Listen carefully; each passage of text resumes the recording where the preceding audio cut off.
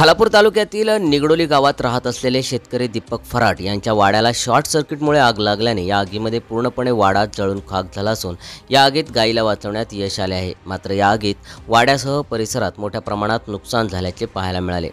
April महिन्यात उन्हाचा पारा दिवसेंदिवस वाढत असल्याने अंगाची लाही होत असताना या उन्हाच्या तडाख्यात आग लागण्याच्या प्रमाणातही वाढ होत असून निगडोली गावाबाहेर दीपक फराट यांच्या असलेल्या वाड्याला शॉर्ट सर्किटमुळे आग लागली। उन्हाच्या कडाक्यात आगीने अधिकच पेट घेतल्याने या परिसरात भीतीचे वातावरण निर्माण झाले होते। तर आग लागल्याचे समजताच वाड्या शेजारी असणाऱ्या एका फार्म हाऊसमधील कामगाराने धाव घेत वाड्याची भिंत तोडून आतमध्ये असलेल्या गायीला सुखरूप बाहेर काढले। मात्र आगीची भीषणता पाहता या आगीत वाडा पूर्णपणे जळून खाक झाल्याचे पाहायला मिळाले। आगीत कोणतीही जीवितहानी झाली नसली तरी मात्र या आगीने परिसरात मोठ्या प्रमाणात नुकसान केले असून गुरांचा वाडाही या आगीत पूर्णपणे जळून खाक झालाय। तब्बल 1 तासाच्या अथक प्रयत्नाने ही आग विझवण्यात ग्रामस्थांना यश आले आहे।